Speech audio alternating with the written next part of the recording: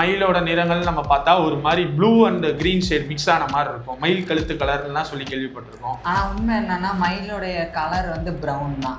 ஆனா அந்த ப்ளூ அதுக்கப்புறம் கிரீன்லாம் இருக்குல்ல, அது உண்மையிலே கலர் கிடையாது. இப்போ மயிலை பொறுத்த வரைக்கும் மயிலுக்கு எல்லா விஷயங்களுமே ஒரு மாதிரி அழகுன்னு சொல்லலாம், ஃபெதரை சொல்லலாம், அதோட நடனமும் சொல்லலாம். ஆனால் எனக்கு மயிலோட கண் வந்து ரொம்ப சூப்பராக இருக்கும். இப்போ பெண்களை வந்து ஒரு சில பேர் ஒப்பிட்டு பேசுறதுன்னா மயிலோட கண்கள் மாதிரி இருக்கு அப்படின்னு சொல்லுவாங்க.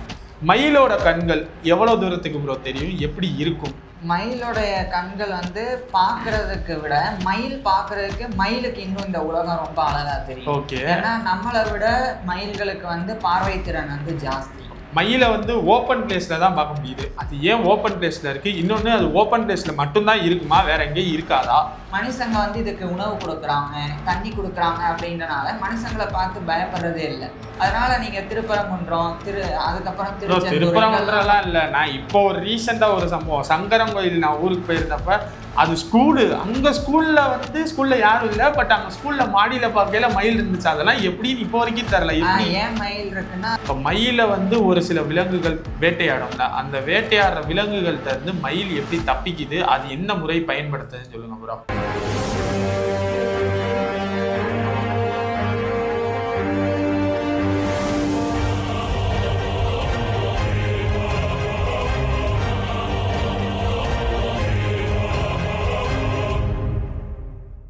எல்லாத்துக்குமே ரொம்ப பிடிச்ச உயிரினத்தை தான் இந்த சீரீஸ்ல பார்த்துக்கிட்டு இருந்தோம். போன வீடியோஸ்ல மயில் ஏன் தேசிய பறவையா அறிவிச்சாங்க, அது போக மயில் எப்படி பாம்பை வேட்டையாடுன்ற சுவாரஸ்யமான விஷயங்கள்லாம் அந்த வீடியோஸ்ல பார்த்துருந்தோம்.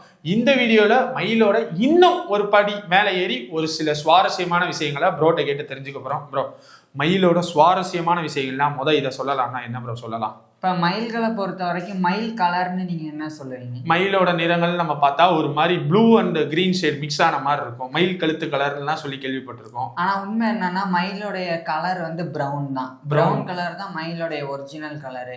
ஆனால் அந்த ப்ளூ அதுக்கப்புறம் கிரீன்லாம் இருக்குல்ல, அது உண்மையிலே கலர் கிடையாது. அது சும்மா சூரிய ஒளியில இந்த லைட் வந்து இன்டர்ஃபியர் ஆகுறனால நமக்கு அப்படி தெரியுது. அதாவது அந்த மயில்களுடைய தோகை இருக்குல்ல, அது போக மயில்களுடைய உடம்பு ஃபுல்லா வந்து ஃபெதர்ஸ் இருக்கு, இறகுகள் இருக்கு. அந்த இறகுகள்ல வந்து மைக்ரோஸ்கோபிக் ஸ்ட்ரக்சர் வித்தியாசமா இருக்கும். உதாரணத்துக்கு வந்து நிறைய படிகங்கள் வந்து உடைச்சு பக்கத்துல நிறைய வந்து அடுக்கி வச்ச மாதிரி.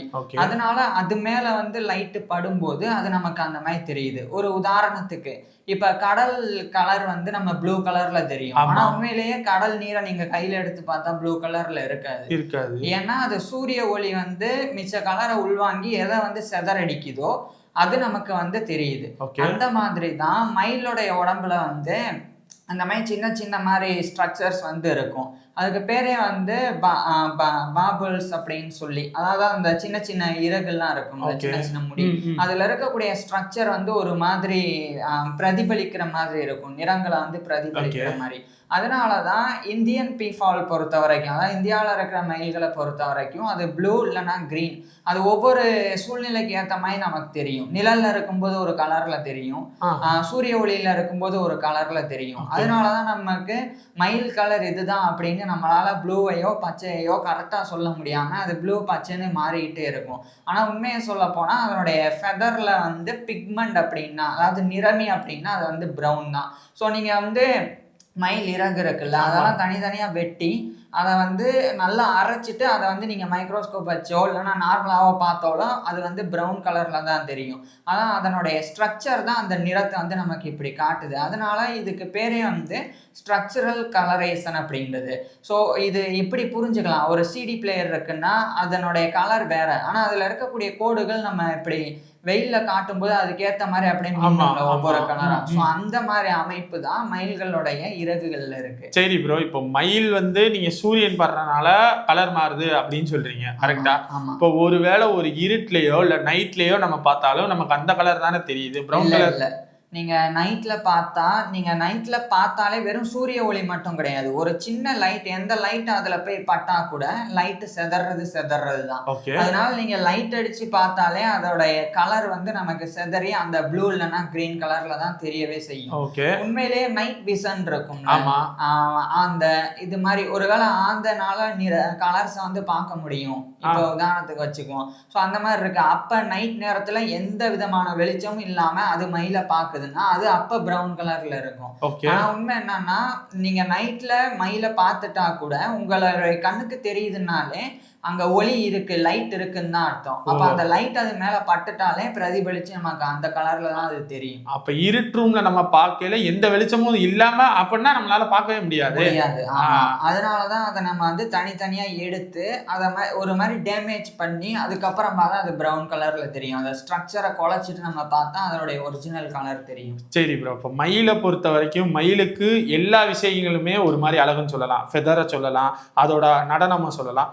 ஆனா எனக்கு மயிலோட கண்ணு வந்து ரொம்ப சூப்பரா இருக்கும். இப்போ பெண்களை வந்து ஒரு சில பேர் ஒப்பிட்டு பேசுறதுன்னா மயிலோட கண்கள் மாதிரி இருக்கு அப்படின்னு சொல்லுவாங்க. மயிலோட கண்கள் எவ்வளவு தூரத்துக்கு ப்ரோ தெரியும், எப்படி இருக்கும்? மயிலோடைய கண்கள் வந்து பாக்குறதுக்கு விட மயிலுக்கு இன்னும் இந்த உலகம் ரொம்ப அழகா தெரியும். ஏன்னா நம்மளை விட மயில்களுக்கு வந்து பார்வை திறன் வந்து ஜாஸ்தி, ரொம்ப நல்லாவே பார்க்கும்.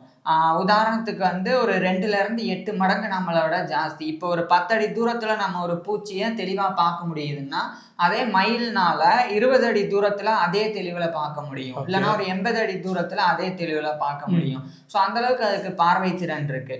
அது மட்டும் இல்லாம அதுக்கு கலர்ஸ், எல்லா கலர்ஸும் தெரியும். நமக்கு தெரியுதுல்ல, ரெட், ப்ளூ, கிரீன் அப்படின்னு எல்லா கலரும் தெரியும். கூடுதலா நமக்கு தெரியாத அல்ட்ரா வயலட், புற ஊதா கதிர்களும் அதுக்கு வந்து தெரியும். அதனால நம்ம பார்க்கறத விட இந்த உலகத்தை இன்னும் ரொம்ப கலர்ஃபுல்லா மயில்கள் வந்து பார்க்குது. ஓகே ப்ரோ, இப்போ மயிலோட காது கேட்கும் திறன் எப்படி ப்ரோ இருக்கும்? மொதல் மயிலுக்கு காது இருக்கா? அவ்வளோ க்ளோஸ்அப்ல பார்த்தது இல்லை. மயிலுக்கு வந்து நமக்கு தொங்குற மாதிரி காது மடல்லாம் கிடையாது. ஆனால் காதுக்குண்டான அந்த ஹோல்ஸ் இருக்கு, கண்ணுக்கு பின்னாடி வந்து இருக்கும். அதை வந்து நீங்க க்ளோஸ்அப்ல பார்த்தா, ஒரு இமேஜ் பார்த்தா, அதனுடைய க்ளோஸ்அப்ல பார்த்தா அதோட காது வந்து இருக்கிறது நமக்கு வந்து தெரியும். அது வழியா தான் அது வந்து கேட்கும்.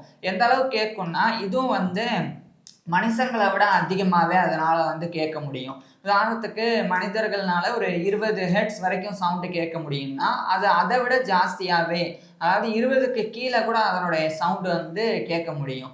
இப்ப மயில் வந்து சிறகு அடிக்குது இல்லைன்னா தோகையை ஆட்டுது, அப்போ ஒரு வகையான சத்தம் வரும். ஆனா நமக்கு அந்த சத்தம் கேட்காது. ஆனா மயில்களுக்கு அந்த ஆட்டுற சத்தம் வந்து தெளிவாகவே கேட்கும். அதே மாதிரி இடி விழுவுறதுக்கு முன்னாடி வர்ற இன்ஃப்ரா சவுண்டு கூட மயில்களுக்கு வந்து கேட்கும். ஒரு புதர் இருக்கு, அந்த புதர்ல ஒரு சின்ன இலை அசையுதுன்னா கூட அது துல்லியமா மயில்களுக்கு வந்து கேட்கும். அதனாலதான் ஒரு சிறுத்தையோ இல்லைன்னா வேற ஏதாவது நரியோ வருதுன்னா அப்ப அது ஈஸியாவே அதை வந்து தெரிஞ்சுக்கிட்டு அதை உஷாராகி அதுக்கேற்ற மாதிரி அது தப்பிச்சிடும். ஓகே ப்ரோ, மயிலுடைய மோப்ப சக்தி எந்த அளவுக்கு ப்ரோ இருக்கும்? இது ரொம்ப ஆவரேஜா தான் இருக்கும். மயிலுக்கு வந்து ஏற்கனவே கண்ணு நல்லா தெரியும், காது நல்லாவே கேட்கும் அப்படின்றனால மோப்ப சக்தி அதுக்கு ரொம்ப எல்லாம் தேவையில்லை. அதனாலயே அதோடைய மோப்ப சக்தி வந்து ரொம்ப கம்மி தான். உதாரணத்துக்கு கீவிஸ் அப்படின்னு ஒரு பறவை இருக்கு, அது வந்து ரொம்ப மோப்ப சக்தி ஜாஸ்தி அதுக்கு. அதோட எல்லாம் ஒப்பிடும்போது மயிலுக்கு அந்த அளவுக்கு மோப்ப சக்தி கிடையாது. இருந்தாலும் மயில்னால அதனுடைய தரையில இருக்கக்கூடிய பூச்சிய, அதே மாதிரி இலைக்கு அடியில இருக்கிற பூச்சி, அதுக்கப்புறம் வந்து மண்ணுக்குள்ள கொஞ்சம் தூரத்துல மட்டும் புழு இருந்தா அது எல்லாத்தையுமே வந்து அதனால அதனுடைய வாசனையை வச்சு கண்டுபிடிச்சு அந்த இடத்துல கொத்தி அதை வந்து சாப்பிட்றதுக்கு ஏற்ற அளவுக்கு அதனுடைய மோப்ப சக்தி இருக்கு, தேவையான அளவுக்கு இருக்கும். ஓகே ப்ரோ, இப்போ மயில் வாழ்விடம்னு ஒன்று இருக்குல்ல, ஏன்னா இப்போ நம்ம வந்து மயிலை வந்து ஓப்பன் பிளேஸ்ல தான் பார்க்க முடியுது. அது ஏன் ஓப்பன் பிளேஸ்ல இருக்கு? இன்னொன்று, அது ஓப்பன் பிளேஸ்ல மட்டும்தான் இருக்குமா, வேற எங்கேயும் இருக்காதா? அப்படி இல்லை, 3 வகையான மயில் நான் சொல்லியிருந்தேன். ஒன்று இந்தியாவில் இருக்கிறது, இன்னொன்று வந்து கிரீன் பீ ஃபவுல் அப்படின்றது, அது வந்து தென்கிழக்கு ஆசியா. இன்னொன்று காங்கோ மயில்கள், இது வந்து காங்கோ காடுகள்ல மட்டும். இப்ப மயில்கள் வந்து பொதுவா வந்து அடர்ந்த காடுகள்லயும் இருக்காது, அதே சமயம் ரொம்ப வெட்ட வெளியிலையும் இருக்காது, ஓரளவுக்கு பார்டர்ல தான் இருக்கும். அதாவது மரங்களும் இருக்கணும், வெட்ட வெளியும் இருக்கணும், திறந்த வெளி காடுகள் அப்படின்னு சொல்லுவாங்க. ஸோ அந்த மாதிரி இடங்கள்ல தான் மயில்கள் இருக்கும். இது ஏன்னா அடர்ந்த காடுகள்ல இருந்தா அதனால பறக்க முடியாது. அப்ப ஏதாவது ஒரு உயிரினம் அதை வேட்டையாட வந்தா அது பறந்து போய் மரத்துல உட்காரணும், அந்த மாதிரிலாம் முயற்சி செய்யுதுன்னா அது ரொம்ப கஷ்டமா போயிடும். அதனாலதான் மயில்கள் வந்து கொஞ்சம் திறந்த வெளியிலேயே வந்து இருக்கும். அது மட்டும் இல்லாம இனச்சேர்க்கைக்காக அது டான்ஸ் போடும்ல. ஸோ அந்த மாதிரி டான்ஸ் ஆடி மற்றவங்களை ஈர்க்கணும்னாலும் அதுக்கு தேவையான வெளிச்சம் தேவை. அடர்ந்த காடுகளுக்குள்ள அந்த அவ்வளோ வெளிச்சம் இருக்காது. பிளஸ் மற்ற உயிரினங்களினுடைய ஆபத்து இதுக்கு ஜாஸ்தி இருக்கு. அதனால இது வந்து திறந்த வெளி காடுகள்ல இருக்கும். அதே சமயம் இதனுடைய வாழ்விடத்தை பொறுத்த வரைக்கும் தண்ணி இருக்கணும். மயில்கள்னால 2 நாளைக்கு மேல தண்ணி இல்லாம இருக்க முடியாது. அப்ப ஏதாவது ஒரு இடத்துல குளம், குட்டை, இல்லைன்னா ஆத்தோரம் இந்த மாதிரி இருக்கிற இடத்துல வந்து இந்த மயில்கள் இருக்கும். இப்ப மனுஷங்க கூட இது வாழ பழகுது. மனுஷங்க வந்து இதுக்கு உணவு கொடுக்குறாங்க, தண்ணி கொடுக்குறாங்க அப்படின்றனால மனுஷங்களை பார்த்து பயப்படுறதே இல்லை. அதனால நீங்க திருப்பரங்குன்றம், அதுக்கப்புறம் திருப்பரங்குன்றம்லாம் இல்ல. நான் இப்போ ஒரு ரீசெண்டா ஒரு சம்பவம், சங்கரன் கோயில் நான் ஊருக்கு போயிருந்தப்ப அது ஸ்கூலு, அங்க ஸ்கூல்ல யாரும் இல்ல, பட் அங்க ஸ்கூல்ல மாடியில பார்க்கல மயில் இருந்துச்சு. அதெல்லாம் எப்படின்னு இப்போ வரைக்கும் தெரியல. ஏன் மயில் இருக்குன்னா அதுக்கு தேவையான அந்த சாப்பாடும் கிடைச்சிரும், தண்ணியும் கிடைச்சிரும். ஏன்னா மனுஷங்களும் அதை வந்து கொடுக்குறாங்க, மனுஷங்களும் அதை ஒண்ணுமே பண்றது இல்லை. அதனால அது வந்து கொஞ்சம் தைரியமா மனுஷங்க இருக்கிற பக்கம் வந்து அதிகம் வர ஆரம்பிச்சிருச்சு. இருந்தாலும் அது தூங்கணும்னா போய் மரக்கிளையில தான் போய் ஏறி தூங்கும், கீழே எங்கேயுமே வந்து படுக்காது. ஏன்னா கீழே இருந்த ஆபத்துன்றனால மரக்கிளையில போய் அது வந்து படுத்து தூங்கிடும். மற்றபடி வாழ்விடம் வந்து திறந்த வெளி காடா இருக்கணும், தண்ணி நிறைய வேணும், உணவு நிறைய இருக்கணும். அது உணவு தேடி நம்ம வாழ்விடத்துக்கும் நம்ம வாழ்ற பகுதிக்கும் வந்து வரத்தான் செய்யும். குறிப்பா வந்து விவசாய நிலம்லாம் இருக்குல்ல, அங்கெல்லாம் கூட மயில் வரும். ஆனா அது ஏன் வருதுன்னா அங்க வந்து தண்ணி கிடைக்கும், அந்த விவசாய நிலத்துல தானியம் கிடைக்கும், பூச்சிகள் இருக்கும், எல்லாமே மயிலுக்கு இருக்கிறனாலயே விவசாயிகளும் அதை விரட்டுறதே இல்லை. ஏன்னா மயில் வந்து பாம்பையும் வேட்டையாடிடும், பூச்சிகள் எலிகளையும் வந்து பிடிக்க முடியும். தானியங்கள் மட்டும்தான் இதுகிட்ட இருந்து பாதுகாக்கணும். இருந்தாலும் அது பெரிய டேமேஜ்லாம் மயில் பண்ணாதுன்றனால விவசாய நிலத்துல அதை அலோவ் பண்ண செய்யறாங்க இப்பெல்லாம். சரி ப்ரோ, இப்போ மயிலோட பாசிட்டிவ் சைடு பார்த்தாச்சு. இப்போ மயில வந்து ஒரு சில விலங்குகள் வேட்டையாடும்ல, அந்த வேட்டையாடுற விலங்குகள்கிட்ட இருந்து மயில் எப்படி தப்பிக்குது, அது என்ன முறை பயன்படுத்துதுன்னு சொல்லுங்க ப்ரோ. இப்போ பொதுவா மயில்களுக்கு ஆபத்துன்னா சிறுத்தை தான் ஃபர்ஸ்ட். சிறுத்தைகள் வந்து மயில்களை வந்து பிடிக்கும். ஏன்னா அது கிட்டத்தட்ட 80 to 100 கிலோமீட்டர் வேகத்துல சிறுத்தை வந்து ஓடிடும். இப்ப மயிலுக்கு ரொம்ப நல்லா பார்வை திறன் இருக்குன்னு சொன்னேன். அதனுடைய கண்கள் வந்து பக்கவாட்டுல இருக்கிறனால 300 டிகிரி வரைக்கும் தலையை திருப்பானாலே கிட்டத்தட்ட மயில்கள்னால பாத்துற முடியும். அதனாலேயே கொஞ்சம் தலையை திருப்பினாலே சுத்தி முத்தி என்ன நடக்குது, எவ்வளவு தூரத்துல என்ன இருக்குன்னு தெரிஞ்சிடும். இப்ப இதுவும் ஒரு காரணம். அடர்ந்த காடுல வசிச்சா ஒரு பக்கத்துல ஒரு மரத்துக்கு பின்னாடி ஒண்ணு வந்தா கூட இதனால வந்து டக்குன்னு கண்டுபிடிக்க முடியாது.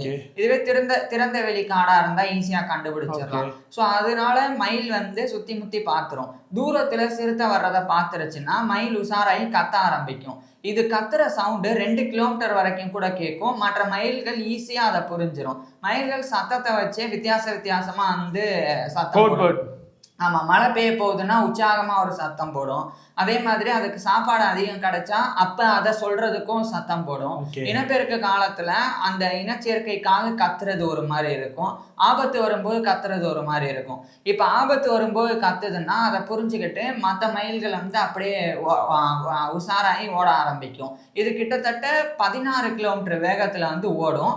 அதே 16 கிலோமீட்டர் வேகத்துல இதனால பறக்கவும் முடியும். ஆனா ரொம்ப தூரம் மயில்கள்னால பறக்க முடியாது. 100 to 200 மீட்டர் வரைக்கும் தான் பறக்கும். அதாவது ஒரு 300 to 600 அடி வரைக்கும் இதனால அவ்வளவு நீளத்துக்கு வந்து பறந்து போக முடியும். ஆனா அதுக்கு மேல அதனால பறக்க முடியாது. ஏன்னா அதனுடைய ஏரோடைனமிக்ஸ், அதனுடைய ரெக்க அமைப்புலாம் ரொம்ப சின்னது. பிளஸ் அதனுடைய உடம்பு வெயிட் வந்து ஜாஸ்தி. கிட்டத்தட்ட ஒரு ஆண் மயில் வந்து 3 கிலோல இருந்து 6 கிலோ வரைக்கும் இருக்கும். பெண் மயில் வந்து 2.7 to 4 கிலோ வரைக்கும் இருக்கும். ஸோ அவங்களுடைய எடையை தூக்கிட்டு, அதாவது ஒப்பிடும்போது அவங்களுடைய அந்த ஃபெதர்ஸோட அவங்களுடைய விங்ஸோடலாம் ஒப்பிடும்போது உடல் எடை வந்து ரொம்ப ஜாஸ்தி. அதனால அது மூலமா ஒரு 100 to 200 மீட்டர் வரைக்கும் தான் அதனால வேகமா பறக்கவே முடியும். அதுக்கப்புறம் மறுபடியும் தரைக்கு வந்துடும், மறுபடியும் அது வந்து பறக்கும். ஸோ அந்த மாதிரி தான் பண்ணும். அப்ப சிறுத்தை விரட்டுதுன்னா இது தூரத்துல இருந்தே பார்த்துருச்சுன்னா வேகமா ஓடி மரக்கிளையில வந்து ஏறிடும் பறந்து போய். இப்ப சிறுத்தைனாலையும் மரம் ஏற முடியும். ஆனா இங்க என்ன நடக்கும்னா மயில்கள் வந்து கிளைகளோட நுனியில போயிடும். கிளைகள் வந்து சிறுத்தை வந்தா உடஞ்சி விழுந்துரும். அந்த மாதிரி இடத்துக்கு வந்து போய் உக்காந்துரும். அப்ப சிறுத்தைக்கே ஒரு பயம் இருக்கும், அவளை மேல இருந்து கீழே விழுந்துரும் உடஞ்சுன்னு. அப்படி வந்து மயில்கள் தப்பிக்கும். இன்னொன்னு என்னன்னா, ரொம்ப பக்கத்துல வந்துருச்சுன்னா டக்குன்னு மயில்கள் வந்து மேல பறக்கும். மேலே பறந்து கொஞ்சம் தூரம் ஒரு 100-200 மீட்டர் வரைக்கும் பறக்க பார்க்கும். அப்போ சுற்றி முற்றி எந்த மரமும் இல்லை, அது மேலே ஏற முடியலன்னா அப்போ அது வந்து சிறுத்தைக்கு வந்து இரையாயிரும். வேற வழியே இல்லை. அதே மாதிரி காட்டுப்பூனை, அதுக்கப்புறம் புலி, இவைகள்னாலையும் கூட இந்த மயில்களுக்கு வந்து ஆபத்து இருக்குதான். ஆனால் சிறுத்தை என்ன பண்ணும், தெளிவாக பகலில் வந்து வேட்டையாடுனா இது தப்பிச்சிடும் அப்படின்றதுக்காக நைட்டு மரத்தில் ஏறி மயில்கள் தூங்கி இருக்கும்போது அப்போ இது சைலண்டாக போய் வேட்டையாடிட்டு வந்துடும். ஸோ இந்த மாதிரியும் நடக்கும். ஓகே ப்ரோ, இப்போ இனச்சேர்க்கைக்கு வந்து நீங்கள் நடனம் ஆடும்னு சொல்லியிருக்கீங்க, அதுக்கு ஒரு தனித்தனியான சத்தங்கள் போடும் அப்படின்னு சொல்லியிருந்தீங்க, அதை பற்றி சொல்லுங்கள். அதை பற்றி நம்ம அடுத்த வீடியோவில் பார்க்கலாம். ஓகே, இந்த வீடியோவில் மயிலை பற்றின ஒரு மாதிரி சிறுத்தை வேட்டையாடுறதுக்கு மயில் எப்படி தப்பிக்கிறது அப்படின்றதெல்லாம் பார்த்துருந்தோம். அடுத்த வீடியோவில் மயிலோட இனச்சேர்க்கை முறை எப்படின்னு பார்ப்போம். இந்த வீடியோவில் உங்களுக்கு ஏதாச்சும் கேள்வி இருந்துச்சுன்னா அதை கீழே கமெண்ட் பண்ணுங்கள். அடுத்த வீடியோவில் அதுக்கு கண்டிப்பாக பதில் வரும். தேங்க்யூ.